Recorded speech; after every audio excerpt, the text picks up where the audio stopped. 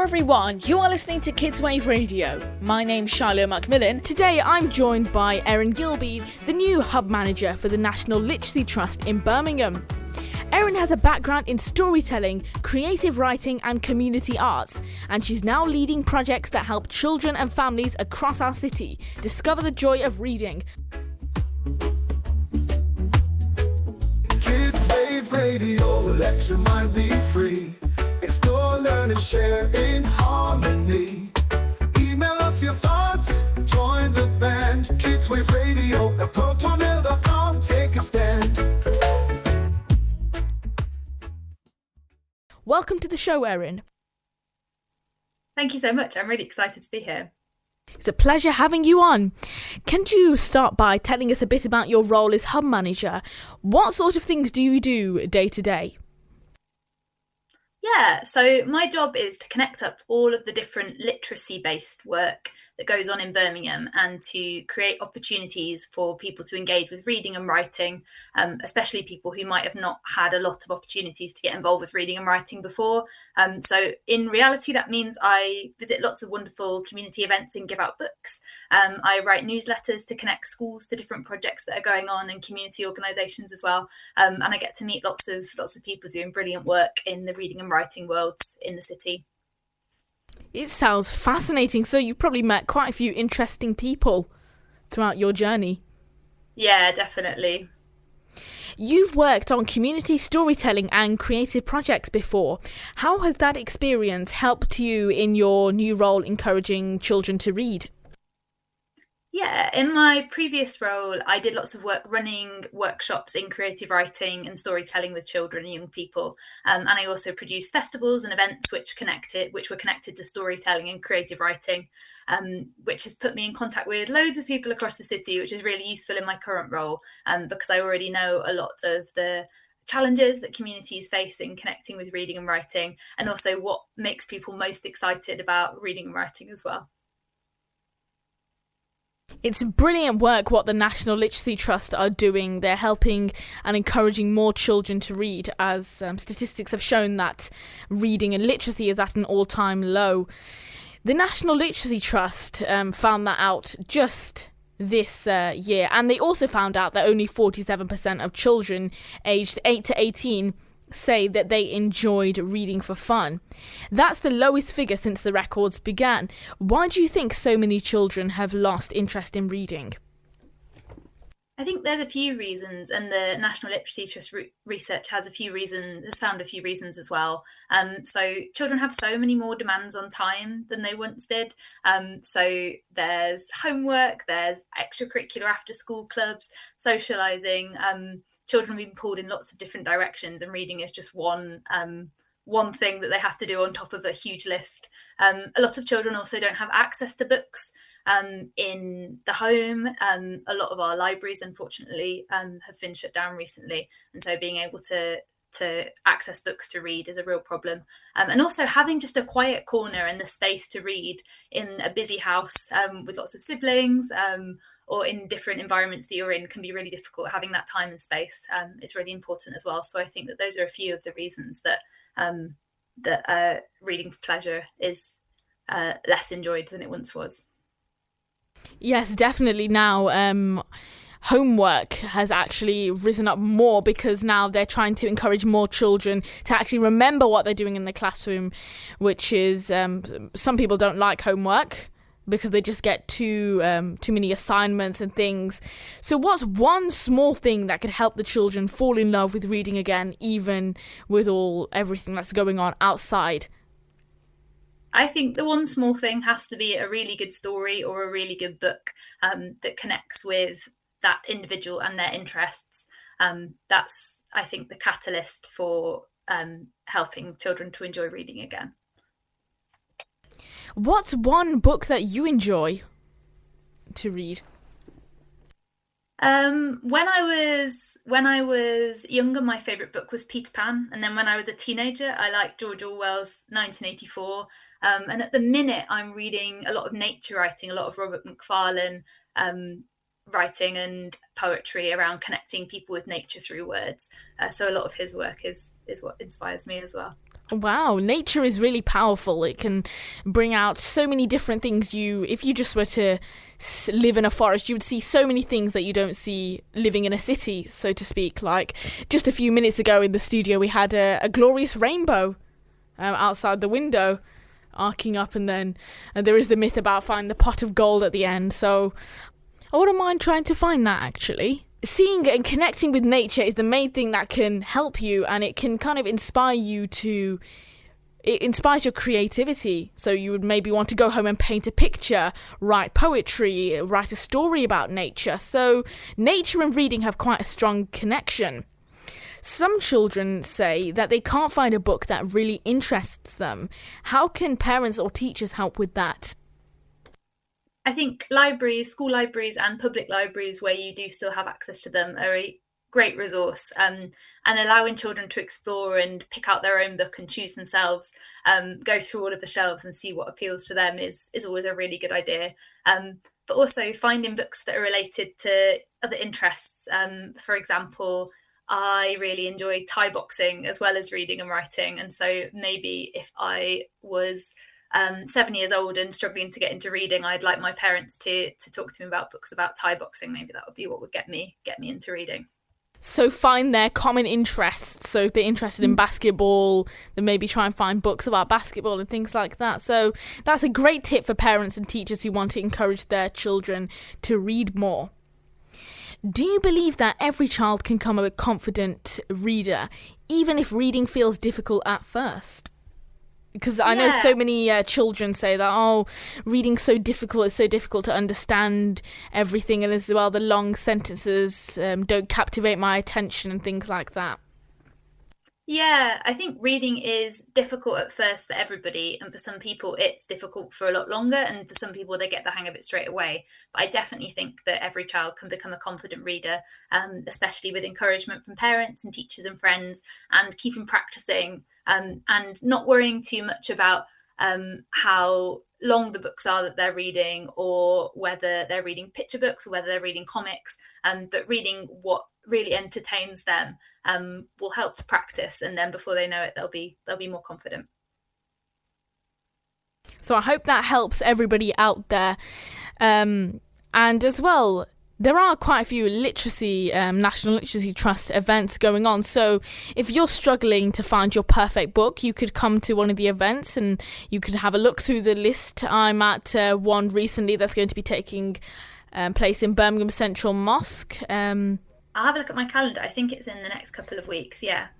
So you can find out all the events that are taking place on the National Literacy Trust's website.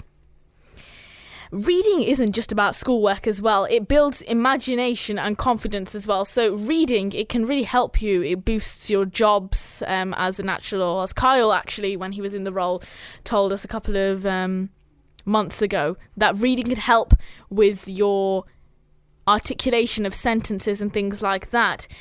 Why do you think that reading is so powerful for children in those ways that I have just mentioned?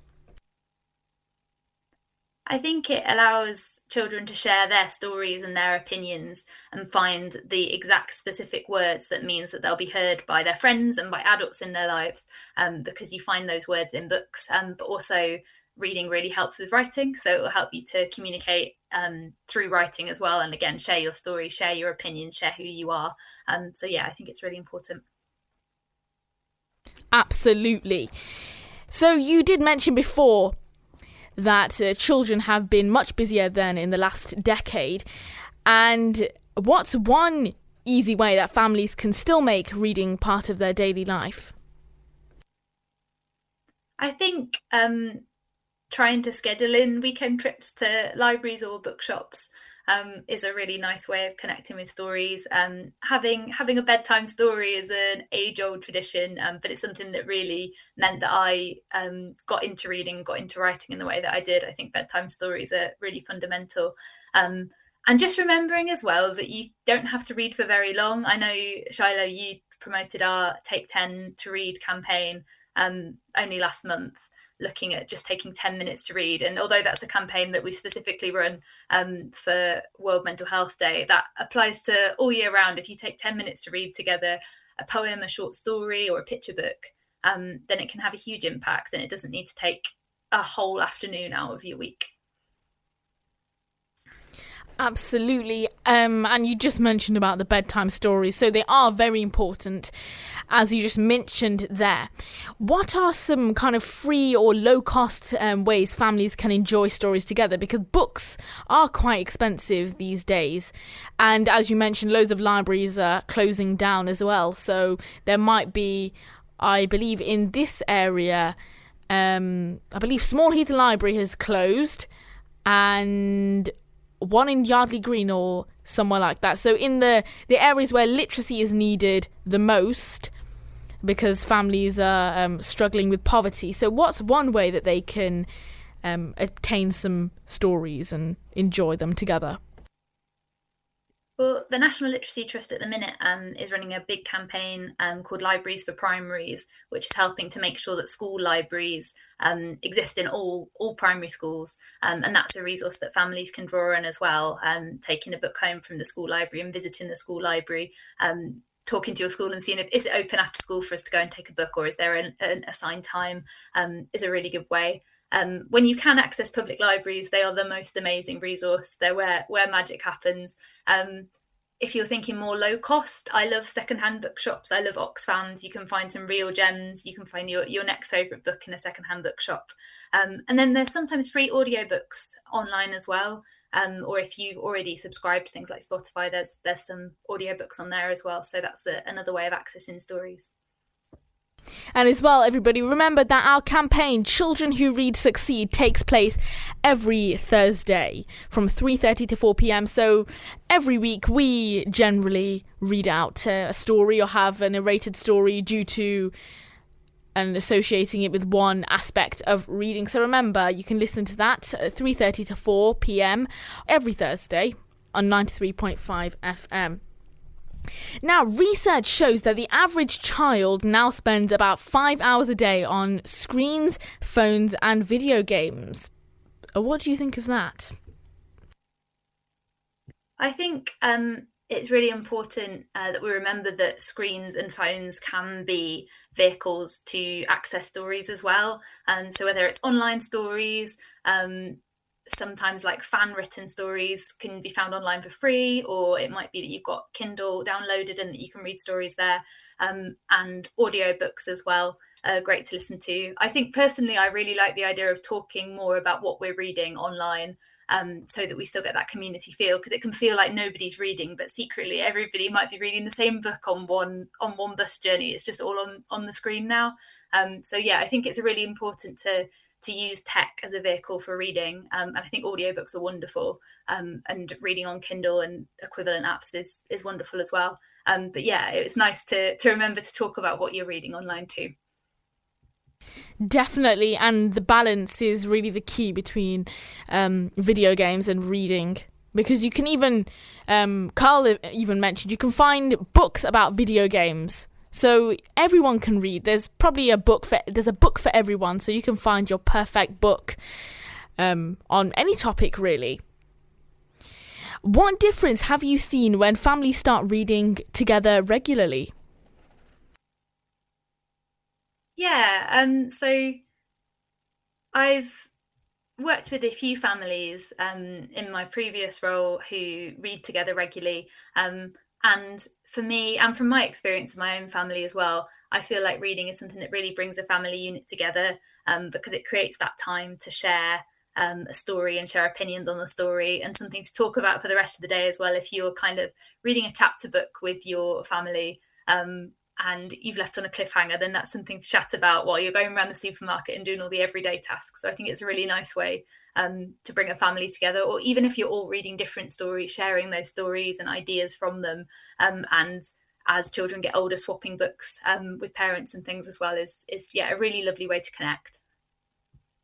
Definitely, reading can open the doors to everything, really. You can start engineering through books, as I'm quite interested in civil engineering, so I'm looking out for a perfect civil engineering book that would help me exploring my future career. And as well, there are so many things that you can do as well with reading. You can write stories, write poems. I believe you had the National Literacy Trust had something, Non-Fiction November, that was it, where this month about reading non-fiction books. So things about history, events that took place, and anything that's not a storybook, really. What's your favourite non-fiction book, actually? That brings me to that question. Because for me, I would choose Horrible Histories, as it presents history, but in an interesting and funny way. Yeah, I love Horrible Histories. I liked Horrible Histories a lot when I was growing up. And I read a few of the books and I watched the TV show as well. And so they worked really well together, I think. I think my favourite non-fiction book now is a book called Waterlog by Roger Deakin, which looks at all of the different wild swimming places that you can go to in the United Kingdom. So swimming in rivers and lakes, and a few Lidos as well, outdoor swimming pools, because I really like swimming. So that's one way I connect with swimming, through reading. So, wow, actually, you just made a great point there, that reading can open the doors to almost anything. It can allow you, it can be a source of research as well. Yeah, definitely. What are some of the things that Birmingham schools are doing really well to encourage reading? You did mention before about the libraries.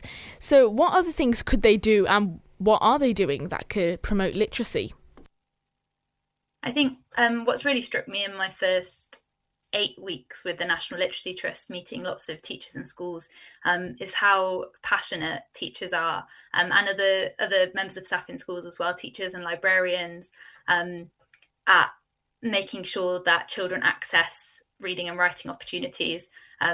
So one of the things some of the schools were doing was, last week we had an author visit, Darren Chan, who's a teen fiction horror writer, visited Birmingham, and we invited lots of schools to the university, but they had to arrange their own transport. So I had teachers take multiple buses and connections with whole classes of children to get there. I had another group walk for an hour to get there. I had another group that their minibus broke down, but they managed to kind of get there on time anyway.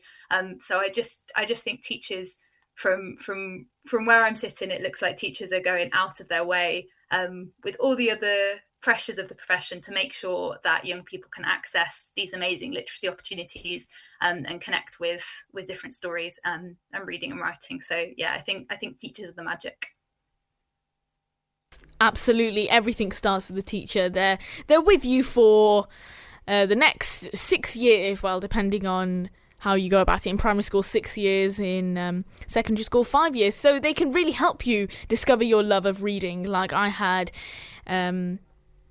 I went to a tuition centre because I'm currently home educating, but I went to a tuition centre and there was a teacher who introduced me to some interesting books. So teachers do play a vital role in encouraging children to read. Speaking of teachers and librarians, have you ever seen any creative or fun ideas from them that actually kind of stood out to you? Like, for example, a competition, like a reading competition, to see how many books and book reviews you could give, or something like that? Yeah, I think one of the schools I visited was doing a book review competition, which is a really good idea, where all of the young people had to submit book reviews, and as well as there being a prize for the best book review, it meant that they all saw each other's book reviews and got book recommendations from different students, which is really nice. And this is maybe a less exciting one, but a lot of the schools have, especially secondary schools, they have a lot of equipment that you need to bring. So you have to have a protractor and a pencil case, and they have a reading book as one piece of equipment that you have to have with you. And that just means that if you're a bit bored in the middle of the day, at lunchtime, at break time, and you find yourself on your own, then you have a book with you, and reading is an option, which I just think is really nice. I try and make reading books a part of my equipment in my day-to-day life as well.